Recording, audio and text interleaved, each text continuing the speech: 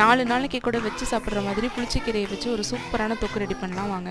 ஒரு கடாயில் 1 டீஸ்பூன் எண்ணெய் சேர்த்துட்டு 1.5 டேபிள் ஸ்பூன் மல்லி, 1 டீஸ்பூன் ஜீரகம், 5 பல் பூண்டு, 1/4 டீஸ்பூன் வெந்தயம், 5 வரமிளகா, 2 பச்சை மிளகாயை கட் பண்ணி நான் சேர்த்துருக்கேன்.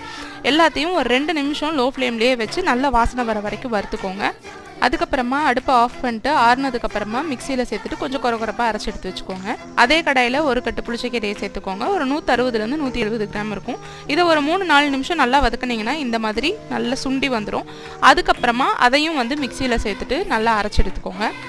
ஒரு கடாயில் 2-3 டேபிள் ஸ்பூன் எண்ணெய் சேர்த்துக்கோங்க. எண்ணெய் கொஞ்சம் தாராளமாகவே சேர்த்துக்கலாம். அதுக்கப்புறமா அதுலேயே 1/2 டீஸ்பூன் கடுகு, 1/2 டீஸ்பூன் உளுத்தம்பருப்பு, 1/2 டீஸ்பூன் கடலைப்பருப்பு, 5 பல் பூண்டை நல்லா தட்டி சேர்த்துக்கோங்க. கொஞ்சமாக கருவேப்பிலை சேர்த்துட்டு அரைச்சி வச்சிருக்கிற பேஸ்ட்டையும் சேர்த்துட்டு இது நல்லா எண்ணெய் பிரிஞ்சு வர வரைக்கும் வதக்கணும். தேவையான அளவுக்கு உப்பு சேர்த்துட்டு ஒரு 5-6 நிமிஷம் நல்லா வதக்கி விட்டிங்கன்னா எண்ணெய் பிரிஞ்சு சூப்பராக கோங்குரா தொக்கு ரெடி ஆகிடும். சுட சுட சாதத்தை கூட வச்சு சாப்பிட்டு பாருங்கள், அல்டிமேட்டாக இருக்கும். பாய்.